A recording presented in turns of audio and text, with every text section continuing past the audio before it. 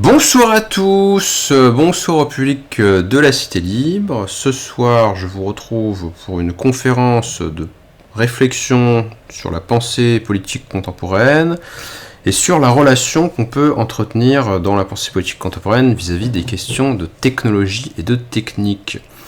En effet, il est important de réfléchir à ces sujets qui sont tout de même ces derniers temps relativement je dirais pas débattu très profondément, mais en tout cas mentionné et utilisé dans les médias ces dernières années. C'est pas non plus totalement illégitime que ces questions surgissent médiatiquement. Il faut quand même prendre la mesure de ce qui a frappé l'humanité occidentale au cours des 26 premières années du XXIe siècle. Donc si je résume bien, la génération qui aurait atteint la jeunesse ou l'adolescence, on va dire au début des années 2000, elle a vécu coup sur coup la généralisation d'Internet, l'apparition du téléphone portable, donc avec le téléphone portable, on peut appeler n'importe qui partout, tout le temps, plus ou moins selon le réseau, pour lui dire tout et n'importe quoi. On peut accéder à Internet, on peut avoir des informations, on peut parler à des gens à l'autre bout de la planète, et puis ensuite on a inventé les réseaux sociaux, donc c'est la même chose mais en plus, on va pouvoir continuer de parler et de propager des flux d'informations au monde entier pour mettre ses photos de vacances sur Facebook, et ainsi de suite.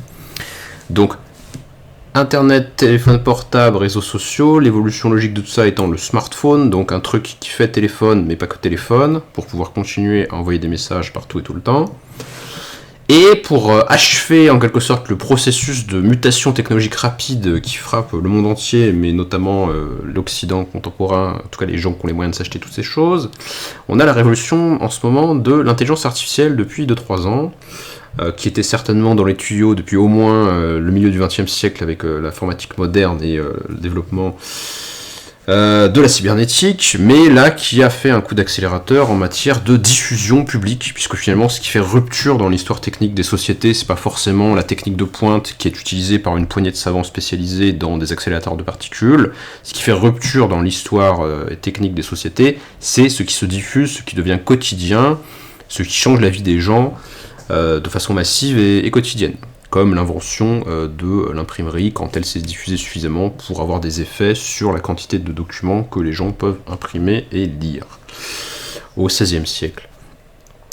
Et donc nous, on en est rendu à l'évolution qu'est l'IA, donc qui fait toutes sortes de choses incroyables. L'autre jour par exemple, je me suis amusé à demander à mon IA, pourrais-tu transformer le texte que j'ai sous forme d'image en document où tu aurais recopié juste le texte de l'image, comme ça m'évitera de recopier tout le texte de l'image manuellement, et hop, elle te le fait instantanément. Donc des mutations technologiques rapides, qui sont accueillis de façon diverse, mais je dirais par les intellectuels plutôt avec méfiance, plutôt de manière sceptique, voire parfois catastrophique et alarmiste.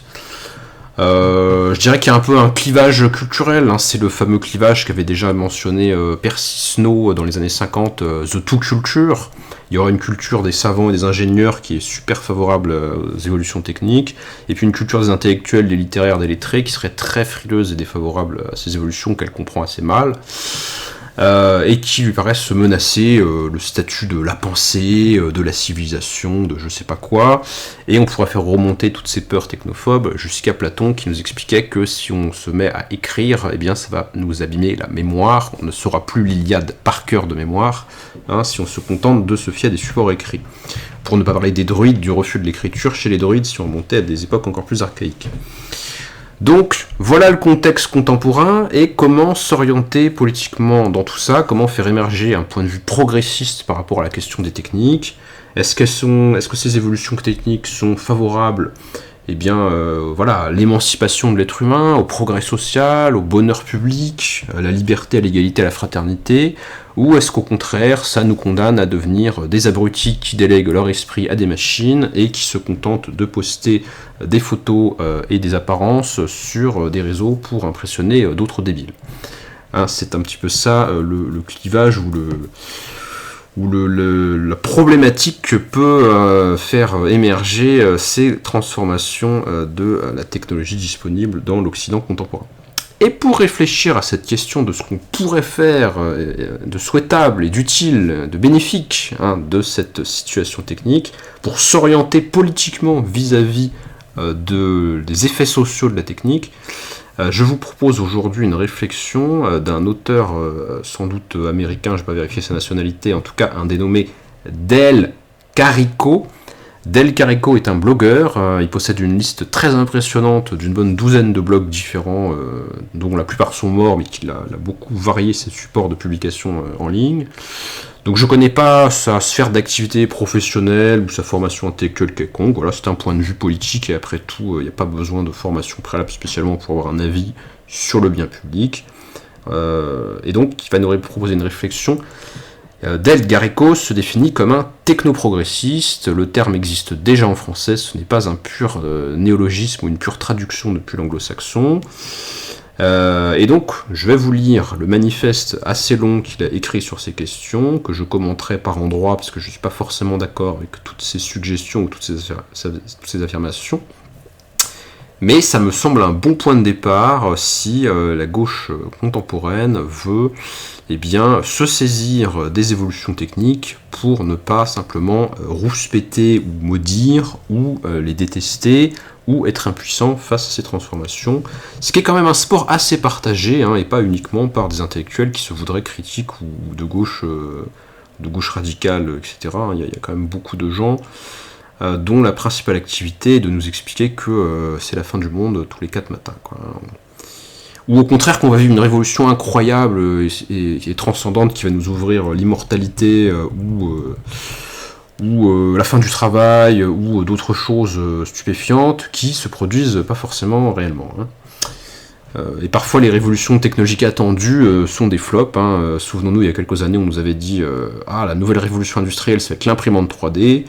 Bon, on attend encore les conséquences concrètes tangibles de l'imprimante 3D. Donc des fois, il y a des paniques morales ou des exaltations enthousiastes qui sont tout à fait injustifiées dans le champ des techniques.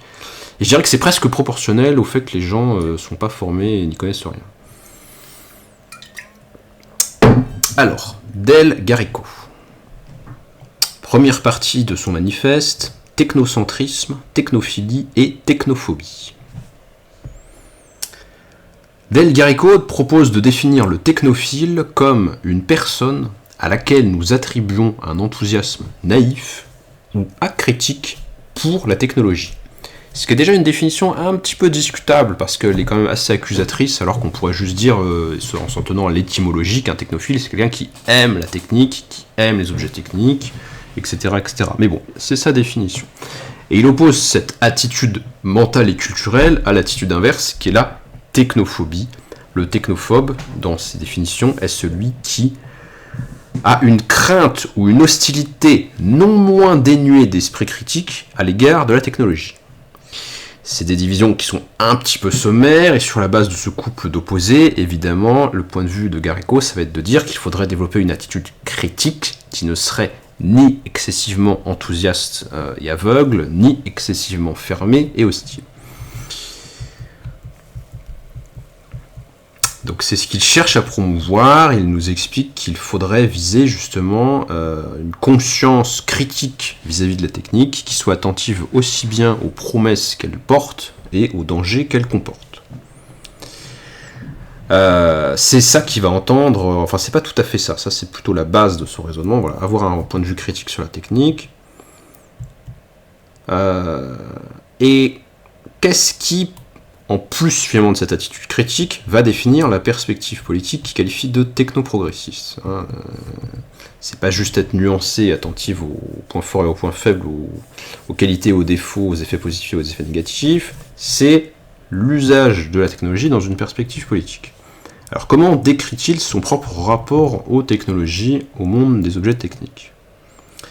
Del Carico écrit que parce que je crois que le développement technologique est la dernière force historique qui subsiste dans le monde qu'on peut raisonnablement qualifier de révolutionnaire, et parce que je crois que nous pourrions faire du développement technologique notre espoir le plus tangible de voir l'humanité éliminer réellement et définitivement la pauvreté, les souffrances inutiles, l'analphabétisme, l'exploitation, l'inégalité devant la loi et l'injustice sociale pour tous les habitants de la planète, on me prend souvent pour un technophile. Et en effet, investir les progrès techniques de telles forces de transformation semble pour le moins ambitieux, voire naïf, pourrait-on dire. Et, croyance inverse qui semble dans son esprit tempérer la première, parce que je crois que chaque fois que le développement technologique n'est pas régi par des processus démocratiques légitimes, chaque fois qu'il est conduit par des intérêts nationaux, économiques ou idéologiques unilatéraux, il sera presque toujours une force profondément dangereuse et souvent dévastatrice, exacerbant les inégalités existantes, facilitant l'exploitation, exagérant le mécontentement légitime et encourageant ainsi de dangereuses instabilités sociales, menaçant de risques sans précédent et infligeant des dommages inédits aux individus, aux sociétés, aux espèces et à l'environnement dans son ensemble, qu'on n'oublie pas dans une perspective pluraliste, attentif à tous les aspects du bien public, y compris le fait que pour se développer, les citoyens ont besoin d'un environnement sain. Donc parce qu'il est attentif à tous ces dangers, on le prend souvent pour un technophobe. Donc il commence par nous dire que finalement, le fait de mettre en exergue aussi bien les possibilités émancipatrices de la technique que les risques de dommages qu'elle fait courir à la société, eh bien, est susceptible de faire qu'une personne qui aurait une telle lucidité ou une telle nuance serait vue par les uns comme trop technophile ou par les autres comme trop technophobe. Bon, c'est tout le problème d'avoir un point de vue équilibré, quoi, hein. Les gens déséquilibrés ne le voient pas comme équilibré, quoi. Au cours de la vie de plusieurs millions d'êtres humains actuels, les technologies médicales, génétiques, prothétiques et cognitives émergentes nous fourniront probablement les moyens d'éliminer de nombreuses maladies et de renégocier l'espérance de vie, ainsi que de rendre les traits de morphologie et le tempérament de base radicalement plus discrétionnaires.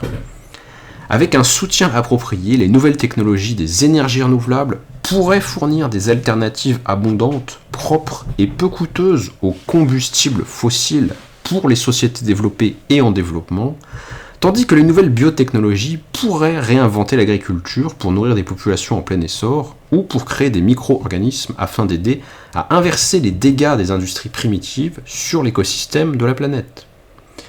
Les nouvelles technologies numériques de l'information et de la communication en réseau sont déjà en train de remodeler les cultures et les économies mondiales et fournissent de nouveaux outils pour faciliter la collaboration. Parce que les révolutions contemporaines, c'est des révolutions de l'information, mais c'est donc aussi beaucoup des révolutions de la coopération entre les humains. On travaille avec des gens qu'on ne connaît pas partout dans le monde grâce à Internet. Et des humains qui ne se connaissaient pas peuvent se parler. L'une des grandes ruptures technologiques, à mon avis, dont on parle très peu, mais qui est en cours d'avoir lieu, c'est tout ce qui est traduction instantanée par téléphone. On rencontre des gens dont on ne parle pas la langue, et hop, on peut parler avec eux par l'intermédiaire de la technique. Donc ça étend le champ des interactions sociales comme jamais l'humanité ne l'avait connu, parce que on fait l'économie de l'apprentissage d'une langue, c'est quand même énorme. Donc des possibilités sociales nouvelles s'ouvrent, etc., etc.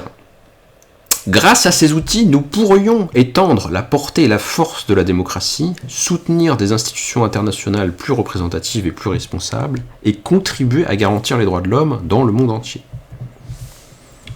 Tout ça au conditionnel, évidemment, parce que en fait, la technique en elle-même, eh bien, moi je serais un peu partisan de cette thèse, qui est très contestée dans le champ de ce qu'on appellerait la technocritique, mais moi je suis un petit peu partisan de l'idée que la technique en elle-même, eh ben, c'est des cailloux, quoi. C'est-à-dire que ça n'a pas d'intention et ça n'a pas d'effet particulièrement négatif ou particulièrement positif. Ça dépend de l'usage et de l'inscription sociale, finalement, de la technologie.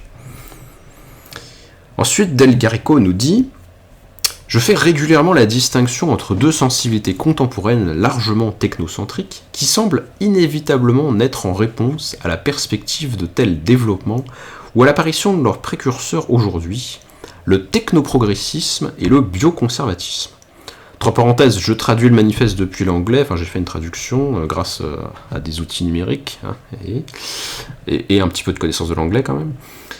Mais les termes de technoprogressisme ou de bioconservatisme ne sont pas de purs néologismes, ils existent déjà en français, ce qui prouve qu'il y a des réflexions francophones ou de langue française en général, qui aboutissent un peu à des concepts similaires et qui se positionnent sur des enjeux de façon plus ou moins similaire. Alors, c'est quoi ce fameux technoprogressisme que met en avant Del Garrico ? Le technoprogressisme part du principe que les développements technoscientifiques peuvent être porteurs d'autonomie et d'émancipation, parce que c'est quand même ça qu'on vise quand on est de gauche, rendre la société plus autonome, plus démocratique, plus libre d'une certaine façon. Donc ils peuvent être porteurs d'autonomie et d'émancipation tant qu'ils sont réglementés par des autorités démocratiques, légitimes et responsables, afin de garantir que leurs coûts, leurs risques et leurs avantages soient équitablement partagés par les parties prenantes à ces développements. Le technoprogressisme est une position de soutien à ce développement technologique en général et aux pratiques humaines consensuelles de modification génétique, prothétique et cognitive en particulier. Et donc ça positionne Del Rico et tous ceux qui s'inscrivent dans une perspective similaire en divergence plus ou moins notable avec d'autres tendances de la gauche ou de la gauche radicale contemporaine qui ont un point de vue extrêmement critique sur les techniques, avec des références qui parfois viennent d'auteurs qui sont pas si à gauche que ça. On peut penser à Jacques Ellul qui a influencé une part de l'écologie politique en France. On peut penser aussi à Heidegger qui est réutilisé dans certains milieux comme s'il avait une lucidité particulière sur les méfaits de la technique, ce qui se discute fortement, etc. Donc en rupture par rapport à toute une tradition qui était plutôt moderniste, voire futuriste dans la gauche historique, la gauche marxiste notamment, principalement marquée par ce type-là de tendance. La gauche telle qu'elle s'est développée dans les pays occidentaux depuis les années 60-70, avec l'apparition de courants écologistes, l'écologie sociale, l'écosocialisme, la critique du mode de production capitaliste au nom de l'environnement, tous ces courants de pensée nouveaux, ou en tout cas qui ont connu un fort développement depuis 40-50 ans, ils sont quand même dans une perspective qui est beaucoup plus critique vis-à-vis de la technique, et ça ne laisse pas beaucoup de place, semble-t-il, à un point de vue positif sur les scientifiques, les ingénieurs, les gens qui font progresser les technologies contemporaines. Ils sont souvent mis dans la position d'accusés, de complices du capitalisme, de complices des États, etc., qui mettent en danger les populations et la planète. Et c'est pas purement et simplement ça le point de vue de Del Rico. On voit qu'il essaie de rester fidèle justement à une certaine association qu'on pourrait faire remonter à la pensée des Lumières entre développement des sciences et des techniques et progrès humain général, qui est quand même quelque chose de très central dans la pensée des Lumières et dans toute une partie de notre modernité intellectuelle. Ça, c'est ce qu'il appelle la position technoprogressiste.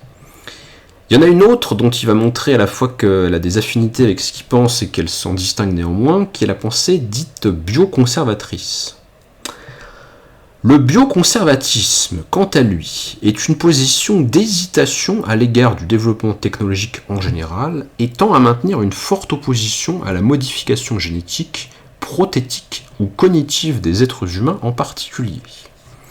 Qu'elle découle d'une politique ordinairement à droite de conservatisme religieux ou culturel, ou d'une politique ordinairement à gauche d'écologisme, les positions bioconservatrices, donc qui traversent un petit peu le clivage gauche-droite, si vous avez compris le propos, les positions bioconservatrices s'opposent aux interventions médicales et autres interventions technologiques dans ce qui est largement perçu comme les limites humaines et culturelles actuelles, au nom d'une défense de la nature, j'ai mal traduit, il faudrait que je corrige ça, au nom d'une défense de la nature entre guillemets, déployée en tant que catégorie morale.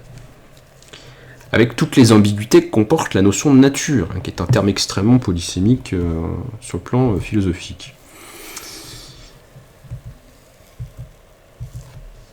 Au fond, le technoprogressisme consiste simplement à insister sur le fait que chaque fois que nous parlons de progrès entre guillemets, nous devons toujours garder à l'esprit et dans notre action à la fois les dimensions scientifiques et instrumentales et les dimensions politiques et morales. Dans une perspective technoprogressiste, le progrès technique ou technologique sans progrès vers une distribution plus juste des coûts, des risques et des bénéfices de ce développement technologique ne sera pas considéré comme un véritable progrès. Donc c'est intéressant, ça nous amène aussi à réfléchir à la notion de progrès, dont j'avais un petit peu parlé dans une perspective plutôt d'histoire des idées sur la chaîne. Le progrès, ça peut s'envisager de façon locale, telle chose progresse, c'est-à-dire s'améliore dans son champ spécifique. On peut parler de progrès économique quand on produit plus de richesses, on peut parler de progrès culturel lorsqu'on rend les gens plus cultivés, on peut parler de progrès moraux, de progrès politiques, de progrès techniques. Mais la question de la compatibilité ou de la convergence de tous ces progrès locaux n'est pas forcément évidente, et il peut y avoir toutes sortes d'effets pervers qui font que quand un domaine s'améliore, ça induit des effets non désirés en général, qui vont rendre un autre domaine d'activité plus pénible ou plus difficile. Ce serait là pour le coup effectivement une forme d'optimisme naïf de penser que tous les progrès locaux qui peuvent exister dans une société sont forcément convergents a priori. Dans leurs versions les plus raisonnables, les technoprogressistes et les bioconservateurs s'opposeront tous deux aux formes de développement technologique dangereuses, injustes, non démocratiques et non délibératives. On peut se demander si du point de vue conservateur c'est vraiment l'absence de démocratie qui pose problème ou bien tel usage de la technique en soi qui serait une infraction à des règles morales, à des normes ou à des valeurs générales, indépendamment finalement du type de pouvoir qui aurait validé une telle innovation.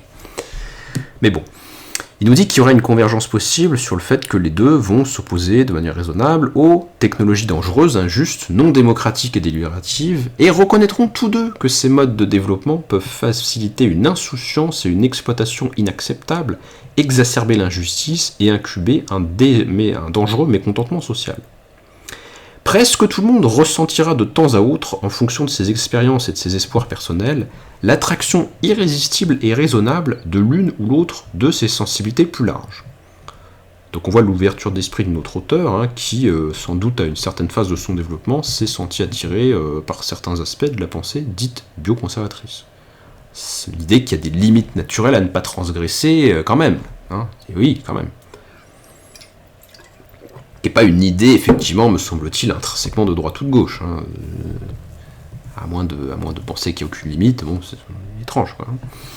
Ces deux sensibilités, souvent profondément opposées dans des campagnes particulières de plaidoyer, d'activisme, d'élaboration de politique, de création de sens et d'éducation, partageront néanmoins au moins suffisamment de points communs pour qu'un dialogue productif soit possible entre leurs adeptes. Cependant, l'auteur du manifeste a quand même une préférence pour l'un de ces deux courants par rapport à l'autre. Alors il nous dit que ces deux courants de pensée contemporains, ces deux types d'attitudes, dont dans le cas du courant bioconservateur, il n'est pas spécifiquement ou uniquement marqué à droite, contrairement à ce que son nom peut laisser penser, ces deux courants de pensée contemporains, nous dit-il, sont la conséquence d'un processus de dénaturalisation en cours de la vie humaine dans notre période historique. Alors qu'est-ce que c'est que cette dénaturalisation de la vie humaine ? Selon Del Garrico, la dénaturalisation est une tendance sociale et culturelle générale, à peu près analogue et structurellement liée à d'autres tendances générales, comme par exemple la sécularisation et l'industrialisation, donc des traits typiques de l'époque moderne depuis le 19e siècle ou la fin du 18e, mouvement des Lumières, sécularisation, révolution industrielle, passage de la modernité en Europe occidentale, enfin en Europe de l'Ouest et en Occident et ailleurs. Cette dénaturalisation provoque à la fois une méfiance croissante qui peut provoquer de la peur ou parfois aussi de l'espoir de manière hyperbolique à l'égard de la force normative et idéologique des affirmations faites au nom de la nature. Donc il nous dit qu'il y a une dénaturalisation au sens où, dans cette modernité, selon l'auteur, nous serions moins sensibles à la force normative des affirmations faites au nom de la nature, et en particulier de la nature humaine. Et alors là, ce serait tout un sujet d'histoire des idées que je ne vais pas ouvrir là plus que ça, mais oui, effectivement, dans le monde moderne, l'idée qu'il y a une nature humaine fixe, essentielle, qui impose des limites qu'il ne faut pas transgresser sous peine de faire le mal, finalement, eh bien, est un peu brouillée par le fait que des choses qu'on croyait immuables se sont avérées mobiles, transformables, historiques et susceptibles de variations, de telle sorte que c'est pas vraiment notre nature. En tout cas, il y a une disjonction qui se fait entre la nature au sens de la biologie de l'homme, dont on s'aperçoit de plus en plus qu'elle est modifiable, et la nature au sens d'une finalité ou d'une aspiration de l'être humain sous quelque forme qui puisse exister, qui serait une instance à l'aune de laquelle on pourrait faire valoir des droits et une justice naturelle. Ce qui était la pensée de la philosophie classique, des médiévaux, des chrétiens, des musulmans, des juifs, de ce que vous voulez, mais aussi de toute une partie de la modernité, celle qui a fait la plus large partie du mouvement des Lumières et les révolutions politiques du XVIIIe siècle qui ont été menées au nom des droits naturels de l'homme et du citoyen aux États-Unis, en France, etc. C'est bien référé à une nature humaine pour justifier du bien et du mal. Selon Del Garrigo, nous sommes dans une phase historique de défiance croissante vis-à-vis de l'affirmation qu'il y aurait une nature humaine et que celle-ci nous imposerait des devoirs ou des droits quelconques. Et on ne peut pas lui donner tort, je ne peux pas le démontrer ici, mais ce serait tout un sujet de montrer qu'effectivement les tendances philosophiques des 2 derniers siècles et même un peu d'avant sont extrêmement sceptiques ou hostiles en général à l'idée qu'il y aurait une nature humaine ou qu'il y aurait des essences de façon générale qui fixeraient ce que sont les choses et ce qu'elles doivent être. Deuxième aspect de cette dénaturalisation, outre l'aspect philosophique que je viens d'indiquer, elle consiste à prendre conscience de la mesure dans laquelle les modalités et le rythme du développement technologique, ainsi que la répartition des coûts, des risques et des avantages, sont de plus en plus clairement l'espace principal de la lutte sociale dans le monde. Alors ça, c'est une affirmation qu'on pourrait trouver très discutable. Est-ce que vraiment les principaux enjeux de lutte sociale des 2 derniers siècles et jusqu'à notre époque incluse sont surtout au niveau de la répartition des coûts et des bénéfices du développement technologique? Ça me semble assez excessif, à moins d'entendre la notion de développement technologique d'une façon extrêmement large, qui inclut les rapports sociaux de production, l'économie et toutes sortes de choses d'ordre juridique qui dépassent un petit peu le sujet. Mais bon.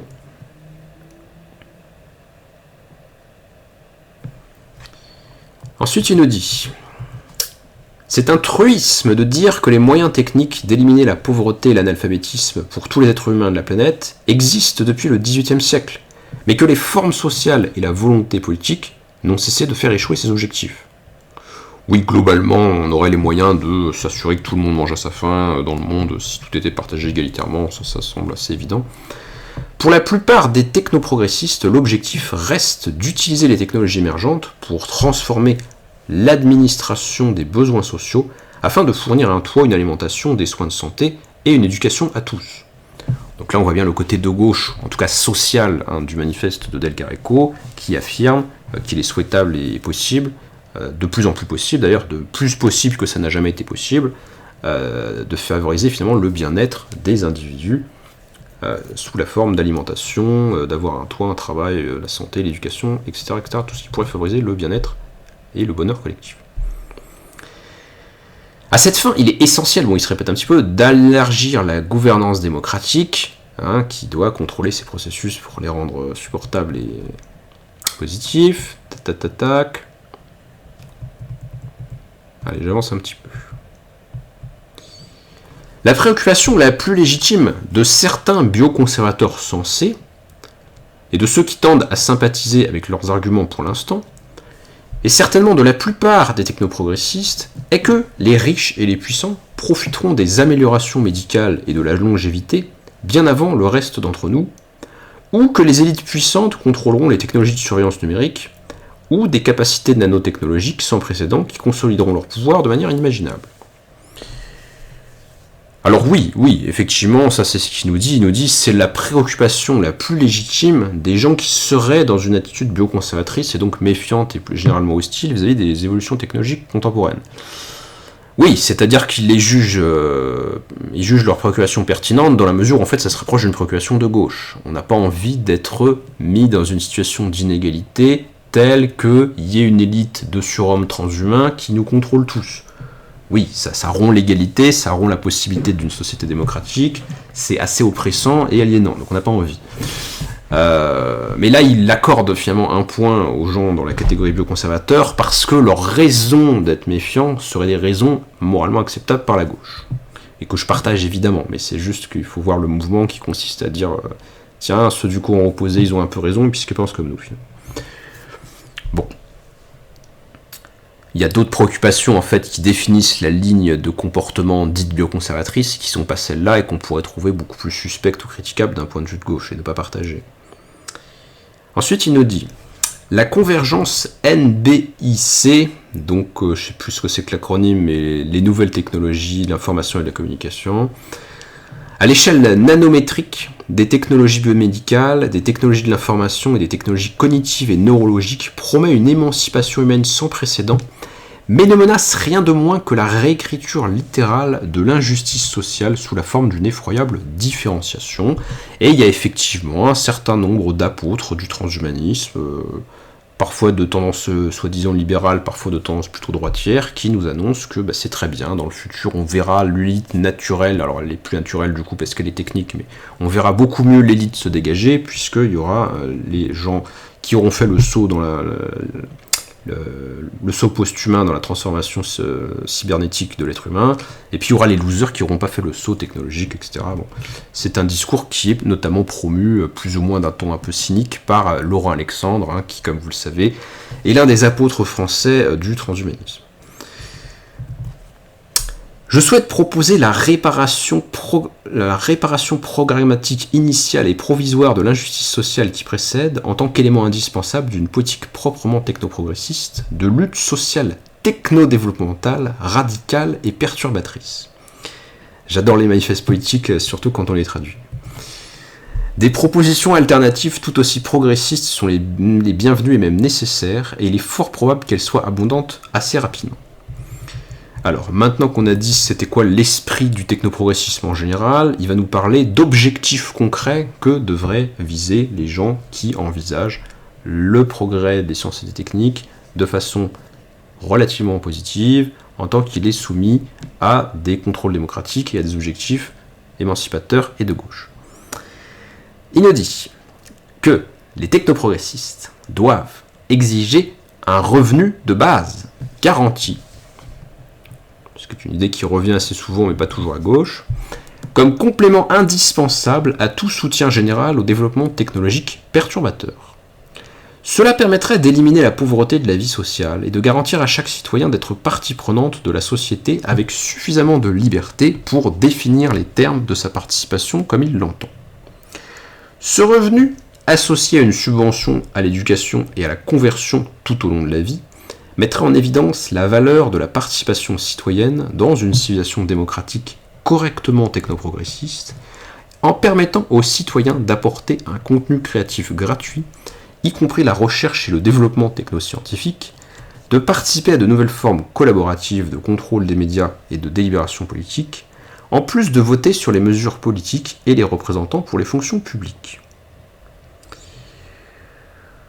Alors évidemment, ça n'a de sens de dire qu'il faudrait mettre en place un tel revenu minimal, ça n'a de sens de dire que c'est un but technoprogressiste que si on prouve que le développement des technologies contemporaines nous conduit vers une masse de création de richesse telle qu'on va pouvoir finalement distribuer de l'argent comme on n'en a jamais distribué.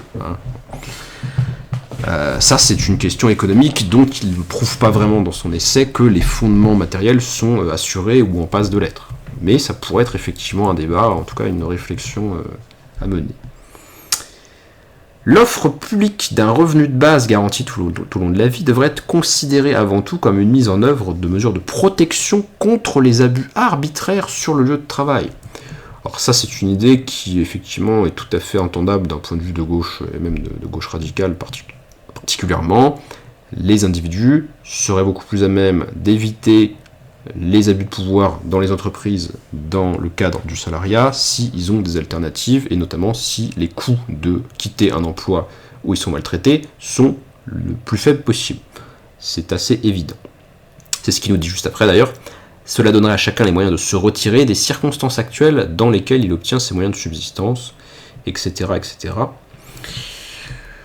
J'avance un petit peu parce que tant qu'il n'y a pas de lien fait entre cette proposition et l'état actuel du développement des techniques ou l'état actuel de la croissance des économies contemporaines, ça n'a pas vraiment de sens de ranger ça dans la bannière du technoprogressisme à mon avis.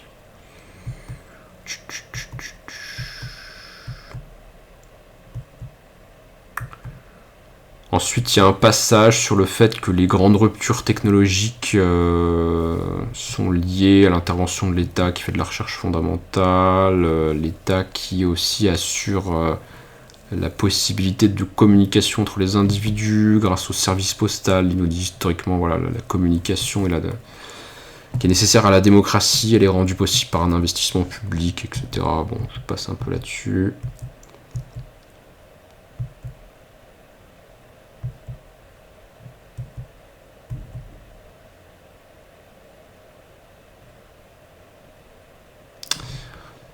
Cette cette garantie d'un revenu de base offre également des moyens de résister aux résultats technodéveloppementaux favorisés exclusivement par les élites, ainsi que d'éviter les concentrations antidémocratiques ostensibles de richesses facilitées par l'automatisation. Donc là, il y a l'idée que la société contemporaine serait en train finalement de créer une infrastructure technologique qui la rend plus riche que jamais.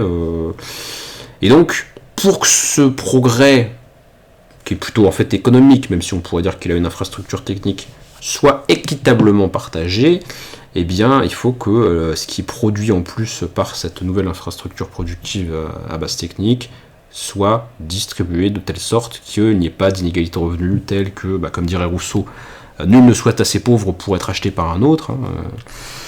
Oui, s'il y a des milliardaires qui ont tout cet argent-là suite au processus en cours d'enrichissement des sociétés grâce aux ruptures technologiques contemporaines, eh bien, ils vont acheter les votes, ce que fait quasiment de façon explicite Elon Musk aux États-Unis, où ils vont en tout cas influencer très fortement l'opinion publique de façon démesurée par de la propagande et du contrôle des médias, de telle sorte que le pouvoir de l'argent se convertit en pouvoir politique, de telle sorte qu'en fait on n'est pas du tout dans un système démocratique où un homme une voix.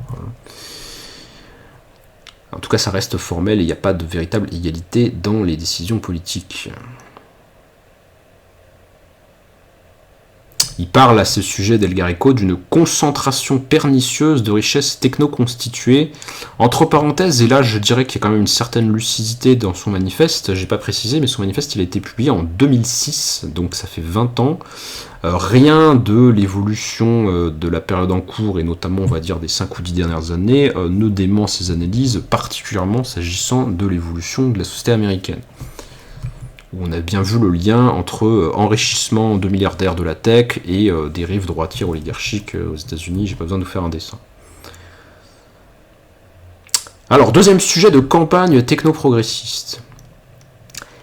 Les technoprogressistes doivent exiger la fourniture universelle de soins de santé de base, ainsi qu'une subvention des citoyens pour soutenir, attention, tenez-vous bien, un recours consensuel à la médecine de modification tout au long de la vie.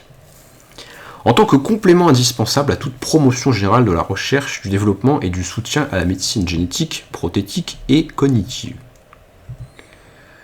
Cela permettrait d'éliminer la plus grande menace qui pèse sur la vie des personnes relativement moins puissantes, et là on retrouve bien le côté de gauche, d'être du côté finalement des masses, des opprimés, de ceux qui n'ont pas le pouvoir.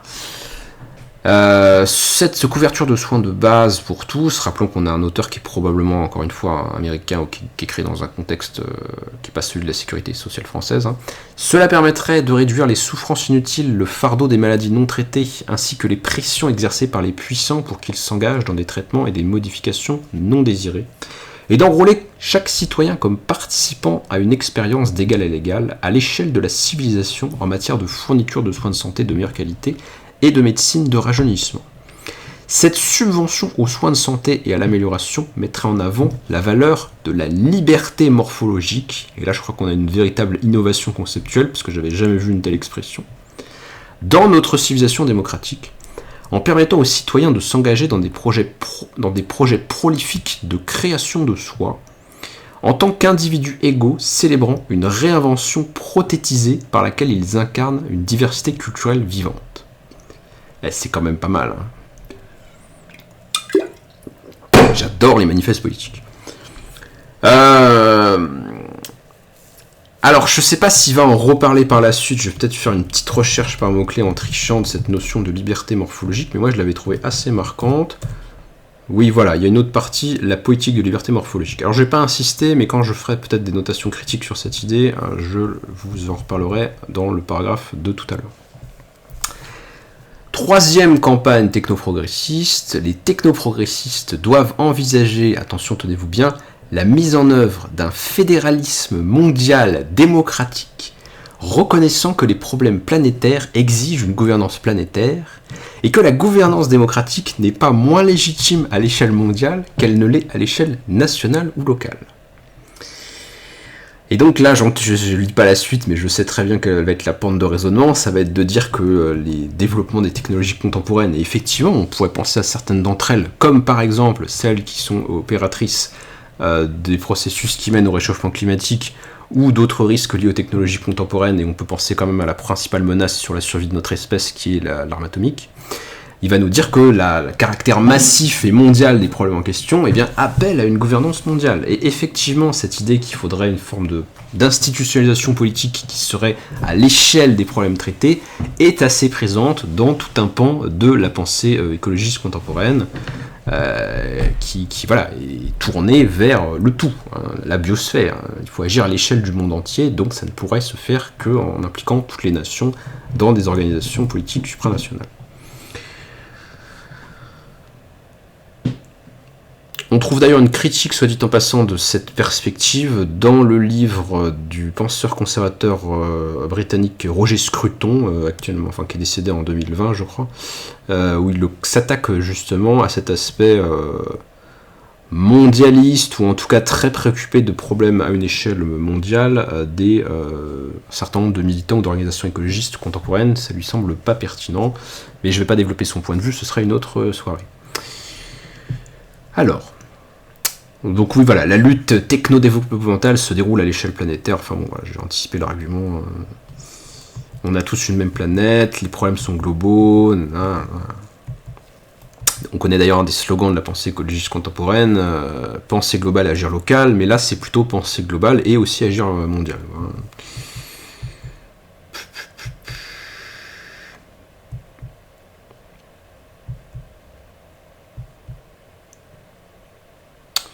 Donc il nous dit qu'il faudrait revigorer l'appartenance et l'implication dans des organisations démocratiques d'échelle mondiale, comme les Nations Unies, l'Organisation internationale du travail, etc., etc. Encore une fois, on voit très bien que la perspective politique que dessine l'auteur est en rupture totale avec l'évolution des États-Unis sous les mandats de Donald Trump, qui est un petit peu, je ne l'ai pas dit jusque-là, mais en filigrane... l'anti-modèle par certains aspects quand même de ce que prône Del Garrico.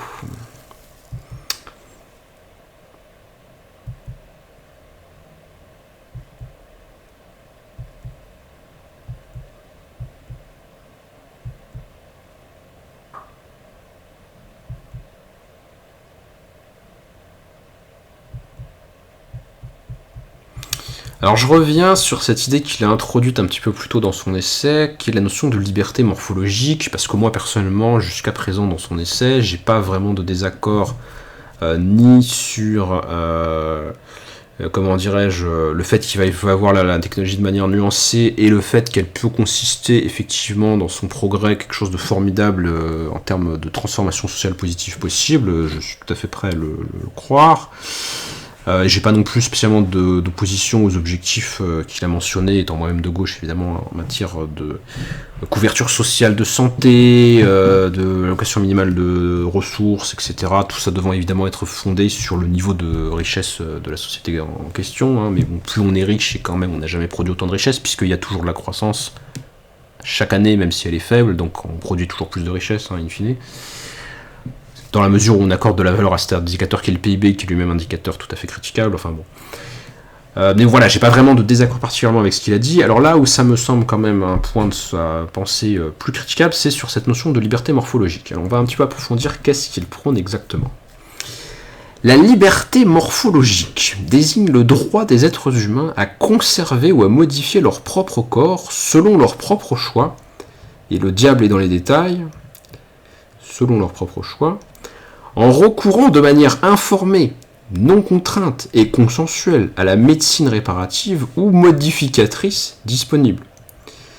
Et alors, les mauvaises langues ou les esprits un peu suspicieux diront que si le but est de modifier son corps à des fins d'amélioration, alors on n'est plus dans de la médecine, parce que la médecine, c'est la science qui vise à agir, enfin c'est l'art plutôt, c'est pas une science, c'est l'art qui vise à agir sur le corps du patient pour lui rendre la santé. Et rendre la santé à quelqu'un, c'est pas la même chose qu'améliorer ses performances ou le rendre plus capable de quelque chose qu'il pourrait pas faire sans une prothèse mécanique quelconque. Donc l'appellation de médecine, s'agissant de projets qui seraient augmentatifs, comme on parle de nos jours de l'homme augmenté dans la perspective du transhumanisme, premièrement c'est un abus de langage. Ce qui ne veut pas dire que c'est intrinsèquement mauvais, mais c'est pas de la médecine déjà.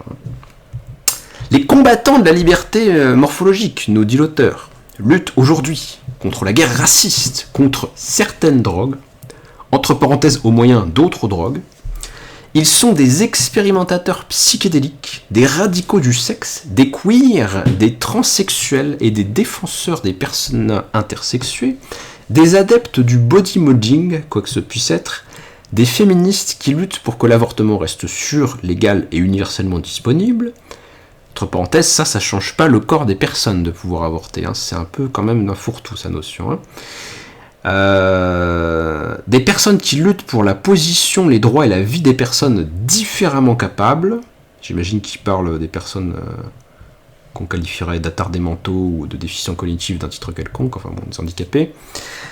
Y compris les défenseurs dont l'objectif est de garantir les droits des personnes handicapées, bon c'est ce que je disais, quelle que soit leur différence, ainsi que ceux dont l'objectif est de garantir l'accès aux thérapies génétiques, prothétiques et cognitives transformatrices, que ces thérapies soient normalisantes entre guillemets ou non, les militants qui luttent pour garantir le droit des personnes à mettre fin à leur vie selon leur propre choix, ainsi que les défenseurs qui cherchent à garantir que les personnes souffrantes et vulnérables ne sont pas insensiblement reléguées dans une situation d'insignifiance sociale qui les incite au suicide. Alors tout ça, c'est des combattants de la liberté morphologique, et là on atteint un petit peu finalement aux limites du genre qu'est le manifeste politique. Le manifeste politique, bien souvent, il vise à convaincre des gens différents qu'en fait, ils s'en rendent pas compte, mais ils ont des buts communs, et que si tu veux X, faut vouloir Y, et que donc tous ensemble pour un truc qui est l'objet du manifeste. Donc tous ces gens-là, de façon différente, seraient, sans le savoir, des défenseurs d'une valeur générale qui conditionnerait en fait leurs agissements. Sans le savoir, ils se battent tous pour la liberté morphologique. En fait, c'est très discutable et contestable, parce qu'on pourrait trouver des gens qui sont engagés pour défendre le droit à l'avortement, ou des gens qui sont engagés pour aider les personnes handicapées, dont les valeurs, les principes ou les normes d'action sont peut-être pas celles de la liberté morphologique. Peut-être qu'ils ont d'autres valeurs, normes ou principes d'action qui seraient tout aussi légitimes, voire plus légitimes, voire incontestables, comme au hasard la dignité humaine, ou je ne sais pas, la liberté individuelle, ou d'autres principes possibles. Donc là, on voit une sorte, si vous voulez, un petit peu d'OPA théorique, si je puis me permettre l'expression, qui tend d'essayer de réunir dans une catégorie conceptuelle et axiologique commune des activités qui sont quand même assez variées. Sans parler du fait que être pour la liberté morphologique, c'est être du côté des... quel est l'acronyme de nos jours là, LGBTQ+. Enfin bon, ça ne fait que changer la liste des lettres, mais voilà, vous m'avez compris. Des gens qui seraient queer, voilà, des gens qui seraient étranges, qui seraient du côté finalement des minorités sexuelles de la société. Il s'agit de libérer de l'oppression, et là ça serait l'oppression du fait de ne pas pouvoir choisir son corps selon ses propres choix. Alors, je lis un petit peu la fin, mais il y aura un passage où je vais quand même amener une distance critique vis-à-vis des propositions de l'auteur. Ainsi, la politique de liberté morphologique rassemble de nombreuses luttes qui partagent un engagement commun en faveur de la valeur, du statut et de la lisibilité sociale, de la plus grande variété possible et toujours croissante de morphologie et de modes de vie souhaités. On pourrait dire que c'est pas la même chose, un mode de vie c'est un mode de vie, une morphologie c'est une morphologie. Bon, c'est là où on voit qu'on a des espèces de montages conceptuels, pour emprunter une expression que j'aime bien de Loïc Chéniaud, même si j'aime pas Loïc Chéniaud spécialement. On a une sorte de montage conceptuel où on met ensemble des choses dont on pourrait souhaiter certaines et pas d'autres. Plus précisément, la liberté morphologique est une expression du pluralisme libéral traditionnel. Et là, je ne sais pas à quel point il faut traduire ou pas libéral au sens anglo-saxon, où ça veut plutôt dire de gauche, social-démocrate, mais pas libéral au sens libéral historique du terme dans les pays de langue française ou européenne. Bon. Enfin bref, l'expression d'un pluralisme libéral traditionnel, du cosmopolitisme progressiste séculaire ou des multiculturalismes humanistes et post-humanistes, mais appliqué à une ère de changement technologique planétaire perturbateur, et en particulier à la transformation palpable en cours de la compréhension de la pratique médicale, oui, surtout quand on fait étendre la notion de médecine à des trucs qui ne sont pas la santé, là c'est plus qu'une transformation, c'est un abus de langage, et qui passe d'une visée classique de remède à une autocréation consensuelle par le biais de modifications génétiques, etc., etc. Ensuite, il nous dit qu'il a piqué la notion de liberté morphologique à un neuroscientifique dénommé Anders Sandberg, mais on s'en fout un petit peu, si ce n'est qu'il utilise bien le concept dans le sens où le Sandberg l'avait introduit la première fois, puisque cet auteur a utilisé cette notion pour désigner le droit de se modifier soi-même selon ses désirs. Et alors, là où ça va encore plus loin dans ce avec quoi je suis en désaccord philosophique radical et en désaccord moral tranché, c'est qu'il nous dit que le droit à la liberté morphologique découle de la doctrine libérale conventionnelle de la propriété du corps. Et oui. Et même si c'était pas le cas, ça resterait problématique. Mais alors là, c'est encore plus problématique de nous dire que c'est un corollaire. Hein. Je vais vous critiquer très très rapidement cette idée qui a un certain succès dans la pensée libérale, qui est la notion de propriété de soi-même. C'est une idée qu'on trouve chez John Locke, qui est un penseur fondateur du libéralisme, notamment anglais au XVIIe siècle, et qui est un penseur chrétien. Ça me semble relativement important pour comprendre sa pensée. Selon John Locke et certains libéraux, mais pas tous, mais quand même un certain nombre, c'est un courant non négligeable de la pensée libérale, les individus possèdent une propriété d'eux-mêmes. Ça veut dire que ils ont un corps comme on pourrait avoir un objet, une propriété, un objet qui sera l'objet de rapports de droit et de propriété privée. Et donc, si j'ai mon corps comme j'ai ma montre, et bien de même que je peux brûler ma montre par plaisir parce que c'est ma montre et j'en fais ce que je veux, je peux brûler mon corps par plaisir parce que j'en fais ce que je veux. Et déjà là, ça me semble tout à fait immoral, puisque c'est une destruction, d'atteinte à la personne humaine, qui, dans ce cas-là de gratuit et de fantaisiste, me semble pas du tout saine d'un point de vue moral. Mais alors, plus radicalement que la critique morale de l'idée qu'on dispose de son propre corps, me semble qu'il y a un problème véritablement métaphysique dans l'idée de dire qu'on possède son corps, parce que ça suppose que le sujet est autre chose que son corps. Et je vois mal comment on peut échapper à l'idée que cette idée de propriété de soi, qu'on retrouve affirmée dans un certain nombre de textes de la littérature libérale ou anarcho-capitaliste contemporaine, chez certains auteurs en tout cas, je pense en France par exemple à Pascal Salin, qui est un libéral, qui nous dit tout ça découle de la propriété de soi. Manque de chance, si tout ça découle d'un truc qui n'existe pas, le reste est bancal. Comment donc on pourrait avoir la propriété de son corps, sinon en étant autre chose que son corps? Et qu'est-ce qu'on peut bien être si on est autre chose que son corps, sinon un esprit immatériel?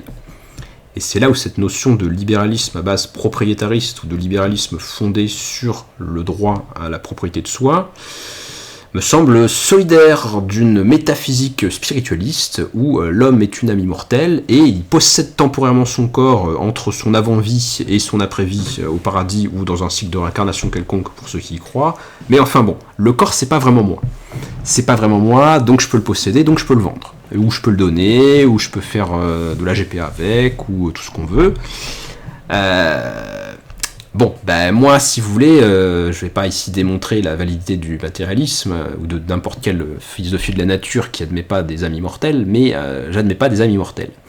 Donc, n'admettant pas des âmes immortelles, je vois pas très bien comment je pourrais posséder mon corps comme quelque chose qui me serait extérieur et étrangère, et donc je vois pas du tout comment je pourrais admettre quelque chose comme une propriété de soi-même. Ça me semble contradictoire et illogique. Donc si l'appel à la liberté morphologique se base sur une telle idée, alors évidemment elle est aussi contradictoire, illogique et indéfendable. Mais à la limite, il n'était pas obligé de s'enfourrer dans cette impasse métaphysique, notre Del Garrico. Il aurait pu juste nous dire, il faut défendre la liberté morphologique parce que c'est bien pour le bonheur des gens de disposer de leur corps. Ce à quoi je vais répondre de façon générale par la critique que j'ai déjà faite sur ma chaîne de l'individualisme moral. J'ai fait une vidéo qui s'appelait Misère de l'individualisme, qui est une étape importante de ma réflexion morale personnelle. Ce avec quoi je ne suis pas d'accord dans le slogan féministe bien connu « Mon corps m'appartient », non c'est pas ça, c'est « Mon corps, mon choix », tous les slogans de ce type-là, c'est que certes, il est important pour le bonheur des individus de disposer d'une liberté personnelle et de faire un certain usage de leur corps, mais pas de façon absolue, parce que au bout d'un certain moment, ça leur nuit, et comme je l'avais montré dans la vidéo sur l'individualisme moral, La frontière entre ce qui nuit à l'individu et ce qui nuit à d'autres individus est pas toujours claire et évidente, de telle sorte qu'on pourrait quand même bien souhaiter que l'individu ne se nuise pas lui-même, ne serait-ce que parce que ça risque incidemment de nuire à autrui. Et puis même plus radicalement, on voit pas très bien comment on pourrait dire qu'il est bon qu'un individu se nuise à lui-même. Ça semble contradictoire. Donc, je ne serais pas d'accord avec la partie de l'affirmation où il est question de se modifier soi-même selon ses désirs. Parce que les désirs de l'individu, c'est pas forcément le désir du bien. Ça peut être le désir de s'automutiler, ça peut être le désir de faire n'importe quoi. Et bien souvent, déjà c'est mal pour l'individu lui-même, mais ça peut être mal pour la société en tant qu'elle va devoir soigner la personne derrière, la rendre de nouveau viable à la vie en société, et ou limiter les dommages qu'elle aura pu causer suite aux bouleversements divers et variés qu'elle aura pu s'infliger à elle-même. Bref, la volonté ou le désir individuel n'est pas un maître étalon de la morale, donc je ne peux pas accepter l'individualisme moral qui est présent dans la pensée de Del Greco. Et donc je ne souscrirai pas à cette idée-là de liberté morphologique, en tout cas pas dans la formulation qu'il en a donnée, ce qui ne veut pas dire évidemment que je condamne par principe le transhumanisme, mais ça c'est un autre sujet.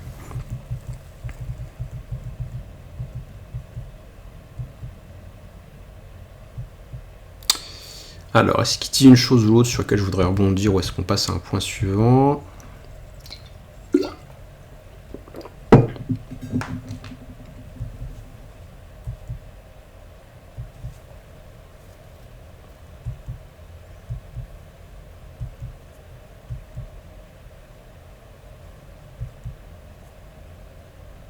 Oui, c'est pareil, mais j'en ai parlé aussi dans ma vidéo Misère de l'individualisme. L'appel au consentement n'est pas un maître étalon de la morale. Une chose n'est pas morale parce qu'elle a été consentie entre des adultes consentants. C'est pas un critère suffisant de la moralité d'une action. Donc,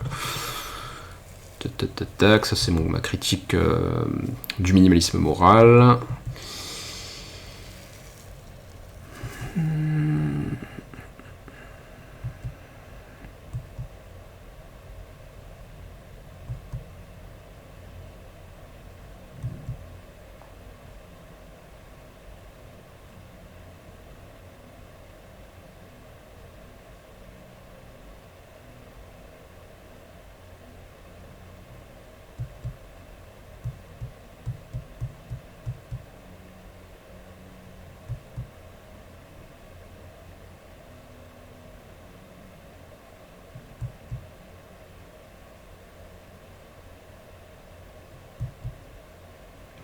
Ensuite, l'auteur, qui est quand même de gauche, prend conscience et insiste sur le fait que, effectivement, des actions, mais c'est pas tout à fait ma critique, moi qui est une critique d'ordre moral, là c'est plutôt une critique d'ordre politique, il nous fait remarquer que des actions peuvent être consenties dans des rapports marchands notamment, sans être justes pour autant, de telle sorte que des individus sont dans des positions désavantagées les uns par rapport aux autres, et on peut penser typiquement à la GPA, où très clairement c'est des riches qui vont acheter le corps des femmes pour que leurs épouses restent charmantes et ne grossissent pas ne soient pas déformées par la grossesse.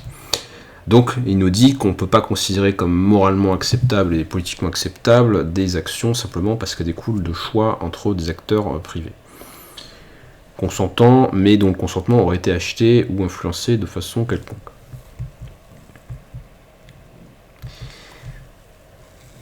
Il nous dit qu'un véritable consentement ne peut être fondé que sur un accès préalable à des informations fiables, un revenu de base garanti et à des soins de santé universels. Autrement dit, les gens peuvent consentir que quand ils ne sont pas incités financièrement, par exemple, à des actions qu'ils n'auraient pas faites.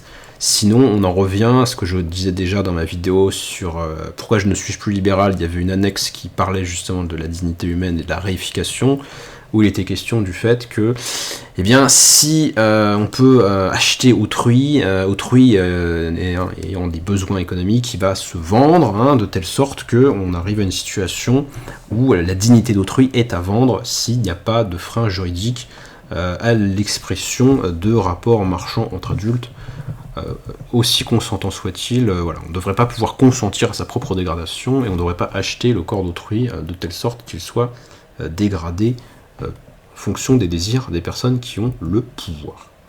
Car la richesse, c'est du pouvoir.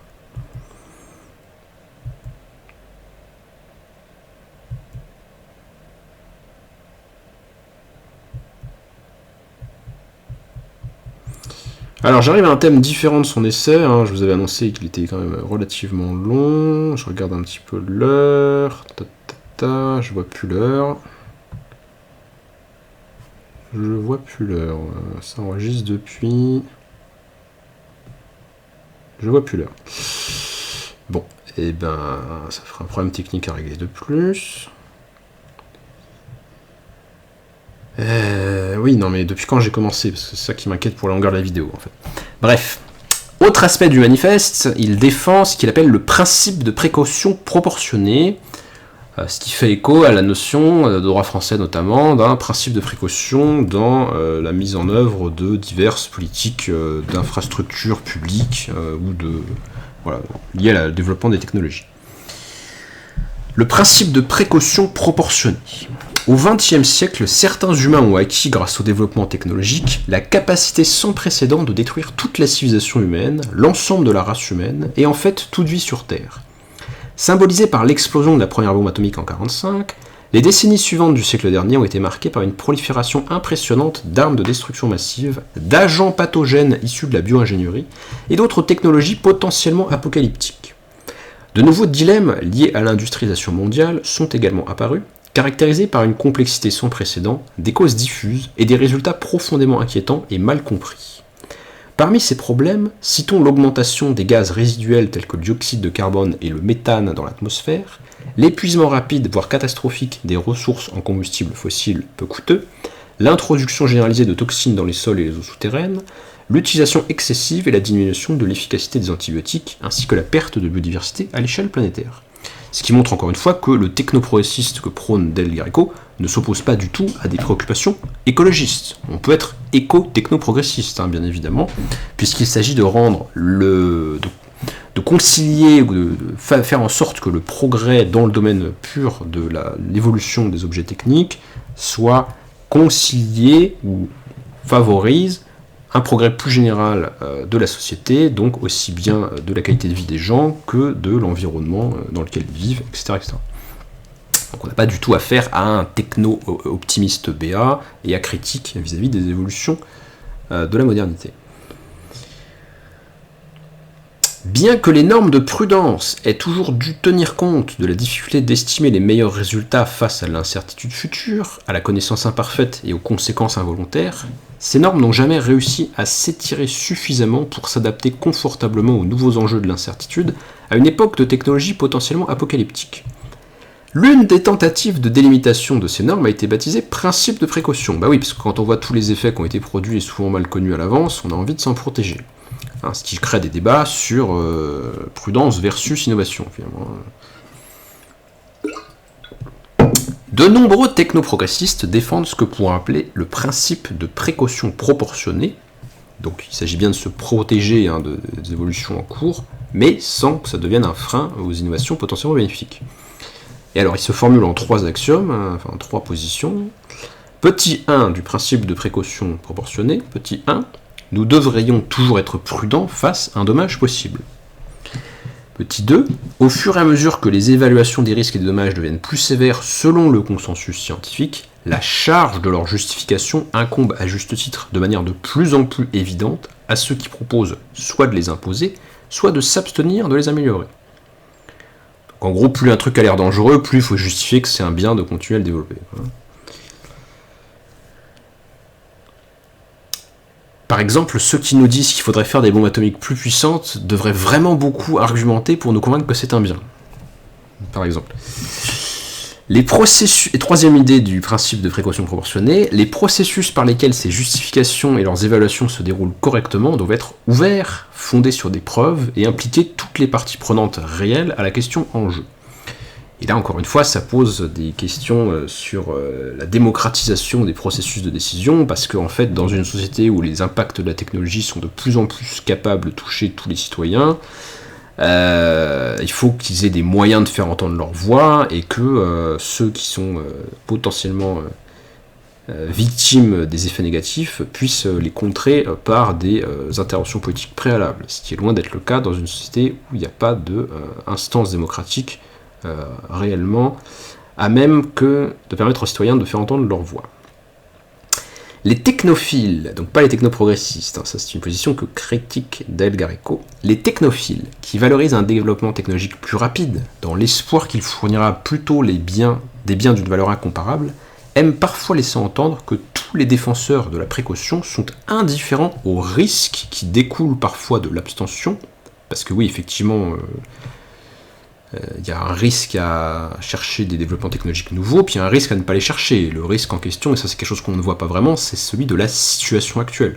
Ça c'est quand même une notion qui est très importante à faire valoir par rapport aux conservateurs, c'est que l'ignominie des conditions de vie présentes est un risque qui est même un dommage déjà réalisé, puisqu'on le subit déjà. On risque de ne pas pouvoir sortir de la situation dans laquelle on est.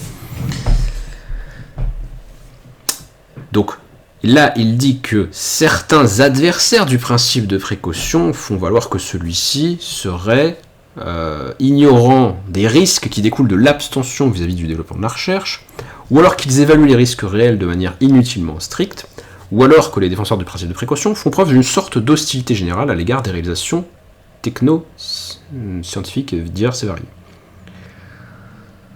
Bien que tout cela soit certainement vrai pour certains défenseurs bioconservateurs de la précaution, et là on voit l'extrême nuance de Delga Rico, puisqu'il consiste à dire que si, il faut un principe de précaution, ceux qui veulent l'envoyer aux orties ont tort, mais il ne faut pas forcément un principe de précaution qui serait aussi strict que ceux que voudraient mettre en place les gens qui vont ranger dans la catégorie bioconservateur. Donc on joue sur des nuances de formulation finalement du principe de précaution. Et bien que les deux camps peuvent à coup sûr trouver des spécimens photogéniques à présenter pour soutenir certains de leurs préjugés, alors ça c'est une grande loi de la politique qu'il faut méditer chaque matin, la loi de la connerie symétrique, dans chaque camp on peut trouver un représentant dégénéré d'une opinion donnée, grand principe à l'œuvre sur les réseaux sociaux notamment. Ces accusations ne tiennent pas compte du fait que le principe de précaution a été introduit en réponse à des recherches gouvernementales ou auto-sponsorisées, nuisibles et favorables aux entreprises, qui encadraient et publiaient leurs résultats de manière sélective, et en réponse au déploiement de normes de certitude impossibles à atteindre pour créer la fausse impression que des soupçons et des inquiétudes largement répandues et fondées étaient en fait trop controversés pour justifier une réglementation. Donc là, il s'oppose au fait que les adversaires du principe de précaution, dans toutes ces formulations possibles, sont aveugles au fait que s'il n'y a aucune limite, le marché ou les pouvoirs privés ou publics d'ailleurs font un peu tout ce qu'ils veulent, et tant pis pour ceux qui subiront les conséquences. Ces critiques de la précaution ont également tendance à ignorer que nombre des formulations les plus influentes du principe de précaution, qui n'a pas encore d'expression définitive ou canonique, alors ça c'est en 2006, il faudrait voir à quel point le droit contemporain a précisé cette notion, limitent leur attention au cas où, petit 1, des dommages non réversibles probables pour la santé aux individus risquent de se produire, petit 2, des dommages environnementaux susceptibles d'imposer des coûts de remédiation supérieurs aux bénéfices qu'ils génèrent sont à attendre, et petit 3, des menaces existentielles. Donc ce qu'il essaie de nous dire, c'est que le principe de précaution, dans ses formulations les plus courantes, serait raisonnable, plus raisonnable que ce que disent les gens qui l'attaquent.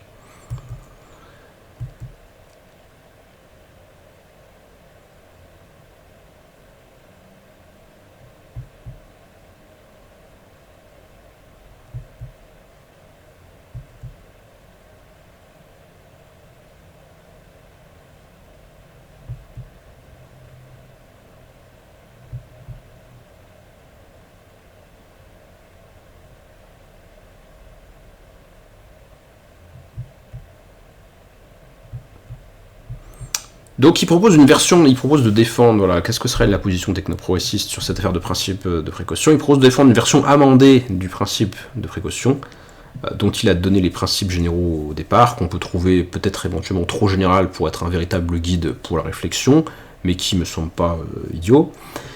Il nous dit que ça fournira un cadre délibératif démocratisant pour le développement durable, qui incite à une répartition plus équitable des coûts, des risques et des bénéfices du développement technologique entre toutes les parties prenantes. On pourrait éventuellement critiquer la position de Delga Rico en disant qu'elle est peut-être un petit peu trop optimiste sur le degré de lucidité des gens qui sont impliqués dans des processus démocratiques. Certainement, et c'est un argument fort en faveur de la démocratie qui est rarement mis en avant, donc je vais me permettre de le faire en tant que démocrate, Certainement que si les acteurs dont les intérêts sont en jeu ne sont pas susceptibles de faire entendre leur voix dans les instances démocratiques, on a toutes les chances de penser que leurs intérêts seront sacrifiés dans la prise de décision, sauf être dirigés par des despotes éclairés particulièrement généreux. C'est quand même pas le cas historique le plus fréquent. Cependant, certes, c'est important pour que les décisions prises soient les plus justes possibles, que toutes les parties prenantes puissent décider à mesure de leur implication dans les conséquences probables. Cependant, ça rend pas les gens nécessairement très lucides ou infaillibles. Après, je trouve qu'il a quand même eu la finesse dans son raisonnement d'introduire des considérations sur les éventuels biais que pourraient connaître les citoyens lorsqu'ils décident, en faisant remarquer que ils prendront de meilleures décisions si on crée les conditions sociales et économiques qui leur donnent du temps libre, par exemple pour s'informer et se cultiver, et aussi par exemple pour être moins dépendants des gens, des groupes d'intérêts, lobbies, patrons, multimilliardaires et autres, des groupes d'intérêts qui pourraient être amenés à les influencer ou acheter leur vote par des campagnes d'opinion, ou même en leur distribuant purement et simplement de l'argent, ou en leur laissant miroiter qu'ils auront des récompenses personnelles d'une façon quelconque. Pour le dire de façon très simple, une démocratie qui prend les meilleures décisions possibles, c'est une démocratie qui a une dimension sociale affirmée, parce que ça permet de lutter contre la corruption. Voilà. Et c'est quelque chose qui est pas assez mis en avant, me semble-t-il, par les gens qui se disent démocrates. Il y a des gens qui se disent démocrates, et même au sens strict du terme, même pas juste des gens qui disent ça comme ça, croyant que la démocratie c'est le suffrage universel. Il y a des gens qui se disent démocrates, mais qui n'en tirent pas vraiment de conséquences sociales. En fait, si on est vraiment démocrate, il faut se rendre compte que c'est une position extrêmement radicale. Ça veut dire de transformer les rapports économiques et sociaux de telle sorte que les décisions prises soient le plus possible le reflet d'un individu qui serait indépendant ou le moins dépendant possible de l'influence d'autres groupes dans la société susceptibles d'acheter son vote, ou de l'influencer par une disproportion du contrôle de la propagande politique via les médias par exemple. Bref, il n'y a pas de démocratie possible sans un niveau d'égalité sociale qui est quand même relativement élevé, plus élevé que dans les sociétés contemporaines qui se prétendent démocratiques.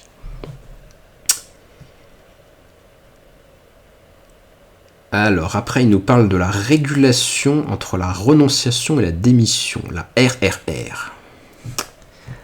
Alors, qu'est-ce que c'est ? À notre époque, le développement technologique pose une série de problèmes sans précédent, blablabla. Un dénommé Bill Joy souligne que les technologies dont l'apparition est probablement imminente pourraient exploiter des capacités d'autorécursion, par exemple des logiciels qui pourraient programmer des versions plus sophistiquées d'eux-mêmes sans intervention humaine directe et sans compréhension, et d'autoréplication, par exemple des biotechnologies ou des nanotechnologies moléculaires qui pourraient reproduire des versions d'eux-mêmes se propageant de manière exponentielle, qui les rendront à la fois incroyablement puissantes et difficilement contrôlables. Et par rapport à ça, le dénommé Bill Joy dit que ces technologies-là, qui auraient ces propriétés-là, sont en fait trop risquées, parce que finalement elles échappent à tout contrôle, donc leur existence est en elle-même trop risquée pour qu'on leur permette d'exister.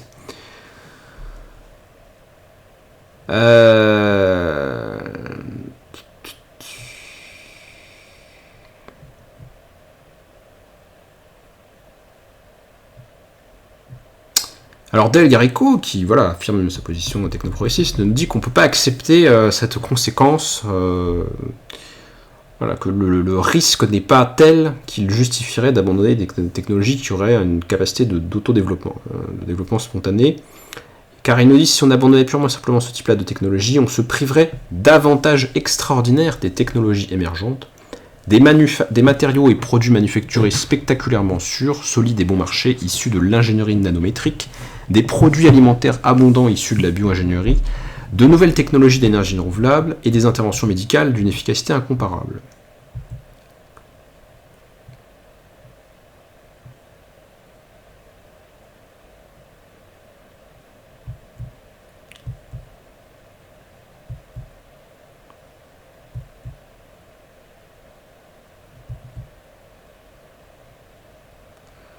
Par rapport à tout ça, et en se démarquant nettement d'une position libérale, il appelle à la régulation, encore une fois sous toutes les conditions qui ont été indiquées plus haut, etc. Des processus en cours. Euh...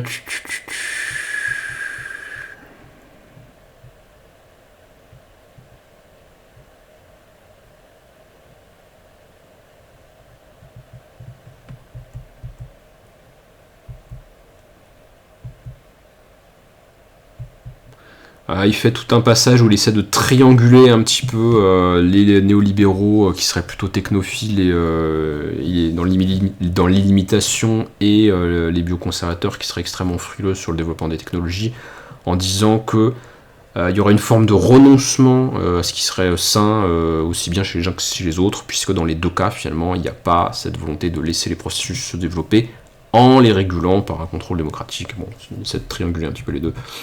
Ça me semble un peu rhétorique, je passe. Alors la dernière partie du manifeste, il me semble que c'est la fin. Ouais, c'est un peu long, mais oui, c'est la fin. La dernière partie du manifeste aborde la question spécifique du transhumanisme. C'est ça, la partie 5.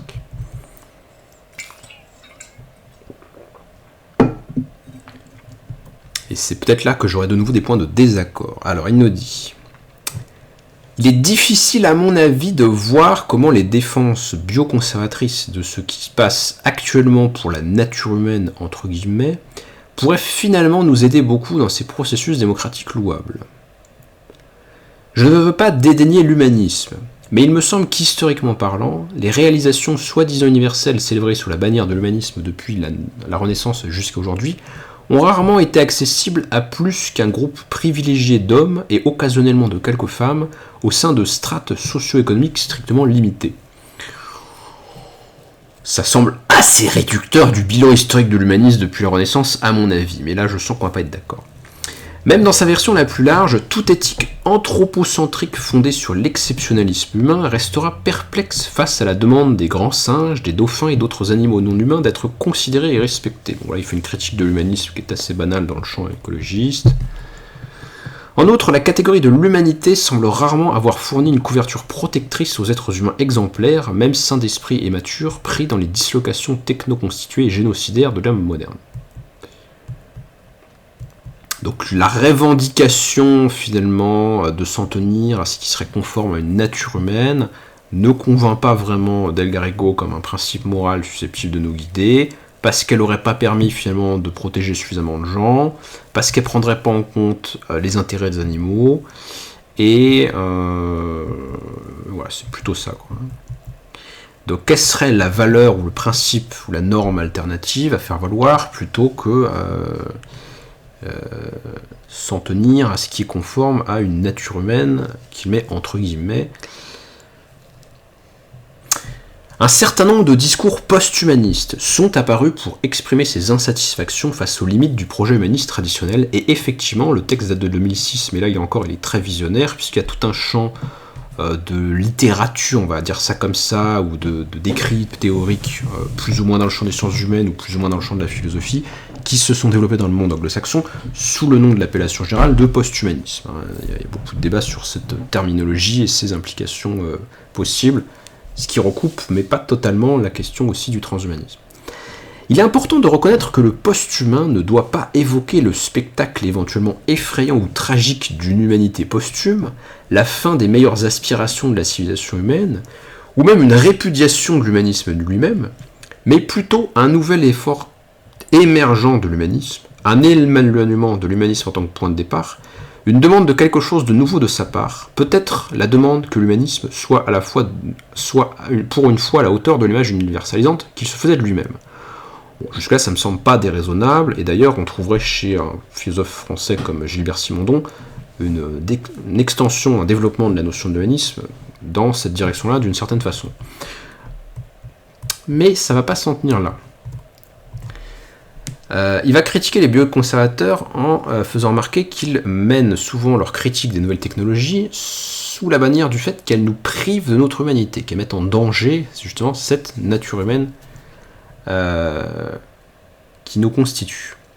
Et là, il y a une affirmation philosophique dans son manifeste qui est capitale. Il nous dit « Pour moi, l'essence de notre humanité, si tant est qu'elle puisse exister, donc elle est mise au conditionnel, l'existence de la nature humaine, ce que je ne peux pas accepter, l'essence de notre humanité est simplement notre capacité à explorer ensemble ce que signifie être humain, Et sans s'en rendre bien compte, en fait, Del Greco, il est très proche d'une position philosophique humaniste au sens traditionnel du terme, parce que l'humanisme, alors je sais que ça va sembler baroque et subtil à certains d'entre vous, mais l'humanisme, historiquement, il émerge dans la culture occidentale par opposition au naturalisme. Le naturalisme, c'est la position, enfin sur ce sujet précisément, parce que le terme peut avoir plusieurs sens, mais c'est la position qui affirme justement qu'il y a une nature humaine, et qu'elle constitue une instance et une norme à l'aune de laquelle on peut juger de si des comportements, des institutions, des valeurs ou quoi que ce soit sont bel et bien conformes aux exigences de notre nature, à ce que nous sommes, à ce que nous ne pouvons pas dépasser en tant que nous sommes un certain genre d'entité. Et par rapport à ça, il y a une grande rupture historique qui se fait avec la pensée notamment de Cicéron dans le monde romain à la fin du 1er siècle avant notre ère. Cicéron est le père de l'humanisme, qui l'associe fortement à l'effort de culture, en montrant que l'être humain, contrairement aux animaux, progresse au cours du temps, par le travail, par la culture, par l'humanisation du monde naturel. Il se transforme lui-même au cours du temps. C'est une idée qui va avoir une énorme influence sur la Renaissance, évidemment, avec la redécouverte des textes de Cicéron à la Renaissance. On la trouve affirmer, cette idée de l'humanisme, chez Pic de la Mirandole. Et quand Jean-Paul Sartre, au XXe siècle, nous dira, après tant d'autres, que l'existentialisme est un humanisme, ça veut dire qu'il n'y a pas de nature humaine, qu'il n'y a pas de fixité de ce que c'est que l'homme n'est rien d'autre qu'un être qui se cherche, qui se fait en avançant, en évoluant. Voilà, il n'est pas une essence, il n'est qu'un processus. Bon, moi je suis pas d'accord philosophiquement avec ça, et je vais pas vous le démontrer instamment qu'il y a une nature humaine, ce sera le sujet d'une autre vidéo, et j'ai déjà fait un petit essai préparatoire sur le sujet. Mais je pense que c'est une erreur tout à fait radicale, qu'il y a bel et bien quelque chose comme une nature humaine, et que nous ne sommes pas n'importe quoi, quand bien même nous aurions la capacité d'essayer de l'être. Mais c'est ni possible, ni souhaitable, ne vous baignez pas dans la lave, les enfants, c'est pas fait pour vous. Voilà. Donc, voilà, je pense pas que ce soit ça. Après, c'est vrai, on peut pas nier que l'être humain semble, parmi les propriétés qu'il constitue, mais c'est pas forcément la seule ou la plus intéressante, effectivement, semble avoir une certaine capacité à aller au-delà de ses propres limites. Il semble, je vais pas dire une liberté, parce que ce terme-là me semble très très piégé philosophiquement, mais voilà, effectivement, l'homme semble être un être plus apte que d'autres à transgresser ce qu'il est. Mais c'est pas quelque chose qui ignorait la pensée traditionnelle, la pensée justement de type naturaliste, c'est notamment ce qui correspond dans la pensée grecque à la notion de l'hubris. Pour ceux qui connaissent la mythologie grecque ou la pensée archaïque grecque, l'hubris, ça veut dire le franchissement d'une limite inscrite dans la nature des choses. Il fallait pas faire ce truc-là. Et c'est souvent après que le héros du mythe ait fait le truc qu'il fallait pas faire, qu'il se rend compte qu'il a franchi un interdit, un tabou, une limite de ce qui est bon pour l'homme. C'est la figure de la démesure. Les héros grecs sont marqués très souvent par une démesure où ils franchissent les limites de ce qui est acceptable à un être humain.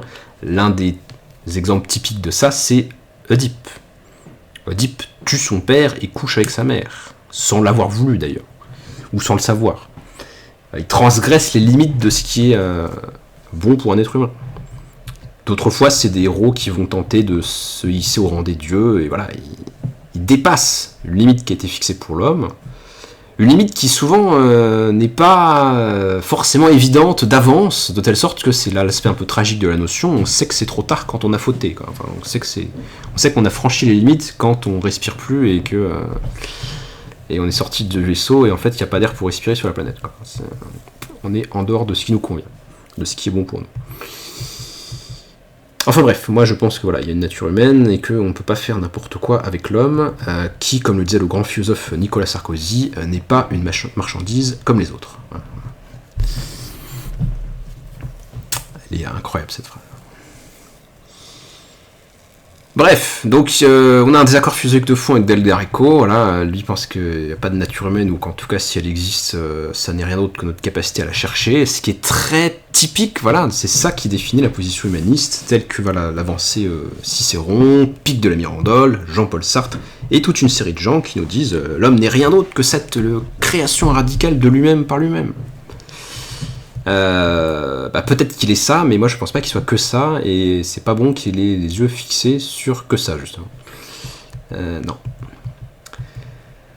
Les technoprogressistes, nous dit l'auteur, comprennent que nous sommes tous devenus trop prothétiques pour être séduits par le langage de l'innocente nature ou par les doux éloges bioconservateurs de la soi-disant dignité humaine, entre guillemets, ou du sens profond que l'on peut trouver dans la douleur et la souffrance liée à des maladies potentiellement traitables.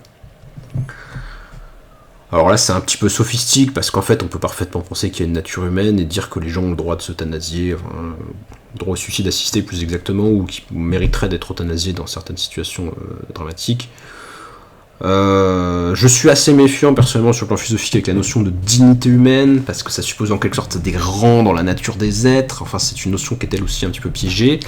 Mais malgré les difficultés qu'elle pose, je pense pas qu'on puisse nécessairement tout à fait y renoncer. En tout cas, j'avais continué de l'utiliser, par exemple, dans les annexes de mon essai sur pourquoi je ne suis plus libéral, où j'avais montré que, eh bien, il est bon pour les êtres humains qu'il y ait des limites aux achats volontaires entre adultes, quand ces achats volontaires entre adultes pourraient atteindre à quelque chose comme une dignité humaine, même si on ne sait pas tout à fait ce que c'est.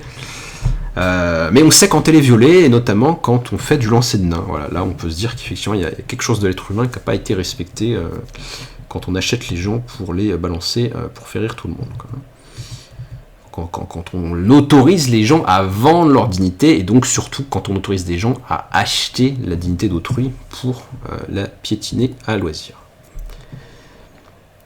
Les technoprogressistes croient que nous pouvons exiger l'équité, la durabilité, la responsabilité et la liberté des forces du développement technologique dans lesquelles nous sommes tous immergés, auxquelles nous collaborons tous, et que cette exigence est la contribution de cette génération vivante à la conversion permanente de l'humanité.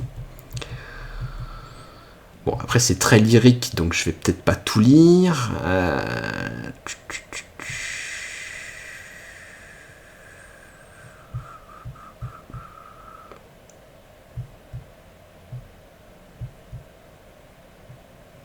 Il fait une remarque avec laquelle je suis assez d'accord, si ce n'est que je ne partagerai pas sa prémisse, alors je vous lis le passage, après j'explique.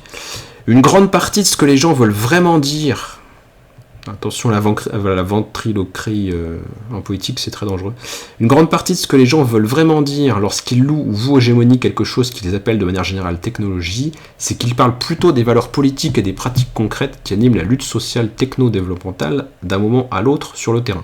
Et je suis d'accord qu'il y a j'en reparlerai sûrement un de ces jours, mais moi je suis assez distant vis-à-vis de ce qu'on appelle les courants technocritiques, parce que bien souvent, sous le nom d'une critique de la technique, c'est des courants de pensée qui tendent à substantialiser la technique, à en faire une sorte de force autonome malveillante ou négative en elle-même, comme si cette technologie n'était pas la technologie d'une certaine société donnée, qui serait par hasard une société capitaliste, où il y aurait des classes sociales, où il y aurait des riches et des pauvres, où il y aurait des gens qui ont le pouvoir de conditionner l'évolution de cette technologie, et des gens qui ne l'auraient pas, ou qui la subiraient bien plus qu'ils ne l'impulseraient.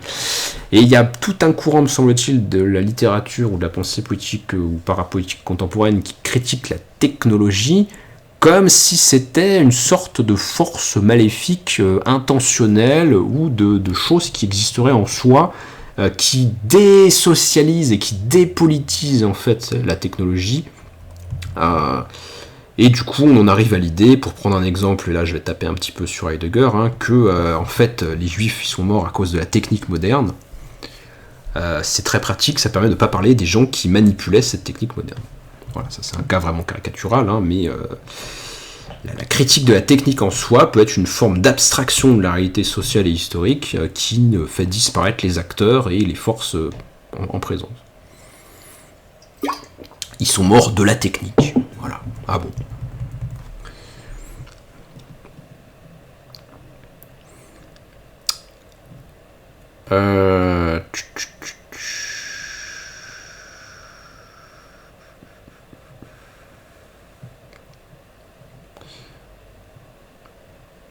Donc c'est là où je disais que je ne serais pas d'accord avec l'auteur quand Del Garrigo nous dit une grande partie de ce que les gens veulent dire, c'est ce que je pense moi, etc. En fait, non, il y a vraiment des gens qui ne sont pas des technoprogressistes, qui sont donc ce que j'appellerais plutôt des techno-critiques, et qui pensent que la technique c'est mal en soi, et qui voient pas ou qui veulent pas voir, parce que je pense que c'est pas non plus que des gens qui sont stupides, qui veulent pas voir ou qui veulent pas dire que c'est la technique des gens qui ont les moyens de production, des gens qui dirigent des États, qui ont le pouvoir dans la société. En fait, il y a une forme de critique de la technique qui s'affranchit de l'aspect social et politique des technologies utilisées. Et c'est pas simplement que bien des gens pensent comme lui et comme les gens de gauche, mais qu'ils n'osent pas le dire, hein. C'est que non, il y a des gens qui pensent vraiment différemment, et on peut trouver ça partiel, biaisé ou même mensonger selon les cas. Typiquement, ce n'est pas de la technique moderne qu'ont mort les juifs durant leur génocide. C'est plus que ça quand même. Heidegger.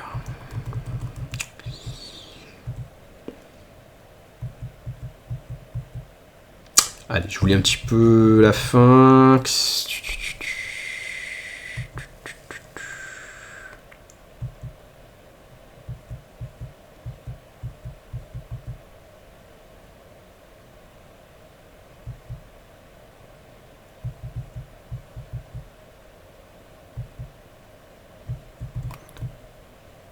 Ouais, c'est long.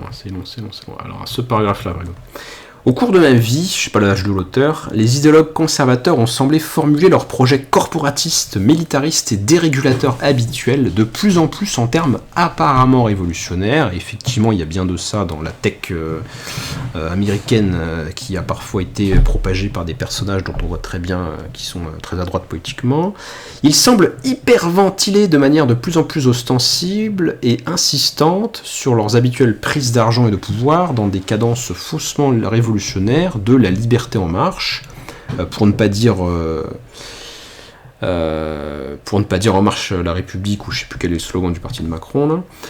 Et avec des visions faussement révolutionnaires des marchés libres qui déferlent, grouillent et cristallisent, et pour ainsi dire éjaculent dans le monde entier. Et au cours de ces mêmes années de ma vie, la gauche démocratique, déjà démoralisée peut-être par les échecs de vocabulaire révolutionnaire longtemps privilégiés, a semblé presque somnoler dans la position peu inspirante de défendre les fragiles réalisations institutionnelles d'État-providence imparfaitement représentatifs et imparfaitement fonctionnels, en des termes apparemment conservateurs. Enfin bref, il y aura un manque d'élan général de la gauche, et pour quelqu'un qui a écrit en 2006, je ne peux pas lui démentir qu'il y a effectivement de ça. C'est pas une période historique de grand élan conquérant des forces de gauche à l'échelle de l'Occident. Ils ont lutté raisonnablement, mais trop souvent inefficacement, envoûtés par l'inquiétude concernant les dommages réels causés aux personnes réelles qui ont accompagné le démantèlement long, mais apparemment irrésistible, du statu quo total social-démocrate tel qu'il était. Bon, c'est tout le processus historique que nous vivons depuis la fin des 30 Glorieuses, pour faire court. C'était et c'est toujours un problème pour la gauche démocratique radicale. Il est intéressant de voir que l'auteur se définit comme un radical, ce qui est un terme qui a une certaine signification dans le vocabulaire politique des pays anglo-saxons, effectivement. D'une part, qu'il y ait une incapacité permanente à prendre au sérieux les vastes ressources et l'époustouflante discipline organisationnelle qui peuvent être mobilisées par le désespoir réel des élites religieuses et fondamentalistes du marché, paniquées par la sécularisation mondiale et les menaces qu'elle fait peser sur les vocabulaires traditionnels, paroissiaux et naturels, entre guillemets, qui ont légitimé jusqu'à présent leurs privilèges et leur autorité, par ailleurs non méritée. D'autre part, il y a tout simplement eu, donc de la part de la gauche, un manque de courage et au pire d'imagination dans les efforts difficiles pour formuler un vocabulaire démocratique révolutionnaire post-marxisme attrayant qui pourrait inspirer les gens à lutter pour l'émancipation générale à long terme, plutôt pour le gain personnel à court terme. Pour moi, c'est bien sûr ce nouveau vocabulaire révolutionnaire qui devrait être manifestement techno-progressiste. Et on voit dans l'aspect politique que défend Guerrico qu'il y a effectivement quelque chose comme un élan. C'est pas pour rien si je le publie sur un site que j'intitule l'élan prométhéen. Il y a quelque chose comme la volonté d'un élan, d'une transformation progressiste de la société dans laquelle les technologies doivent prendre leur part et peuvent contribuer puissamment. C'est cette espèce d'inspiration où le progrès humain se lierait au progrès technique, qui est l'idée de base, enfin l'idée essentielle de la pensée des Lumières et d'une toute tradition de la pensée moderne, qui était présente dans les traditions marxistes majoritaires et qui semble bel et bien s'éclipser à mesure qu'on avance dans ce qu'un sociologue des années 80 avait appelé l'ère du vide, ou ce qu'un autre penseur de la même période avait appelé la fin des idéologies, ou sur ce qu'un autre penseur de la même période, dans la tendance des postmodernes, Lyotard avait appelé la fin des grands récits. Bref, on semble être arrivé dans une période de doute ou de pessimisme collectif ou d'absence d'espoir vis-à-vis de l'avenir. Dans le texte de Garrigou, c'est pas ça.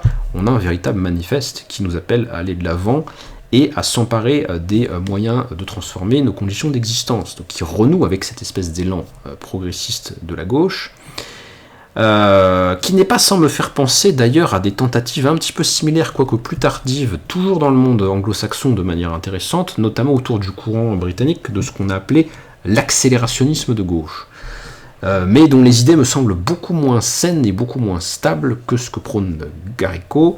Peut-être on comparera leur perception de la technologie dans un développement sur les penseurs de l'accélérationnisme de gauche, mais je pense effectivement que ce sont des gens qui sont beaucoup moins nuancés et subtils que Garrigou. Le conservatisme ne peut s'approprier une vision technoprogressiste, car toute conception du progrès qui insiste sur ces dimensions techniques et sociales menacera indiscutablement les pouvoirs établis, et oui. Et il ne fait aucun doute que les conservateurs s'approprieront la politique techno-développementale à leur propre fin. Les technophiles militaro-industriels conservateurs, les technocrates néolibéraux et les futurologues de l'entreprise mondiale définissent déjà largement les termes dans lesquels les politiques techno-développementales se déroulent dans le monde contemporain. Et il a raison de dire Garrigou que le terrain de la pensée politique, de ce qui a à faire de la technique, est quand même assez peu occupé par la gauche. Il faudrait que ça change, parce que dans les autres camps politiques auxquels nous, à gauche, avons à faire face, il y a des gens qui pensent et qui utilisent les technologies de diverses façons. Il faut trouver des réponses à ça. La politique techno-développementale conservatrice, dans son mode corporatiste conservateur, continuera d'insister sur le fait que le progrès, entre guillemets, est une question d'accumulation socialement indifférente, d'inventions utiles, dont profitent d'abord et surtout les élites auxquelles s'identifient certains conservateurs. Évidemment, il y a un lien très très central entre conservatisme et élitisme. C'est presque trivial de dire que la pensée de droite est une pensée élitiste. Et dans ces modes bioconservateurs, la politique techno-développementale conservatrice continuera de se complaire dans les rêves d'interdiction inapplicable de la recherche scientifique et de désinvention générale de la modernité tardive, entre parenthèses en essayant tout de même de ne pas trop penser aux disparitions génocidaires qu'impliquent de tels fantasmes pastoraux. Donc là, il nous semble dire que ce qui serait une écologie de droite, ou ce qui serait une écologie extrêmement hostile au développement des techniques, est soit fantaisiste et utopique, soit mortifère si on appliquait vraiment de tels programmes, qui sont assez peu portés, quand même. L'écologie de droite ou de droite radicale, c'est quand même un truc de niche, assez peu porteur politiquement. Allez, conclusion du manifeste.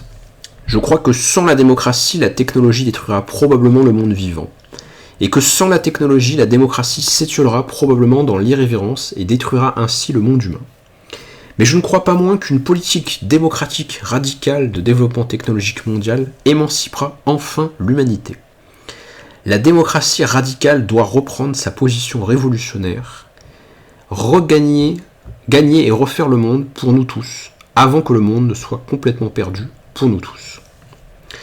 Au-delà de la technophilie et de la technophobie, il existe des mondes entiers de nouvelles réponses, de nouvelles réactivités et de nouvelles responsabilités. Découvrons ce dont nous sommes capables.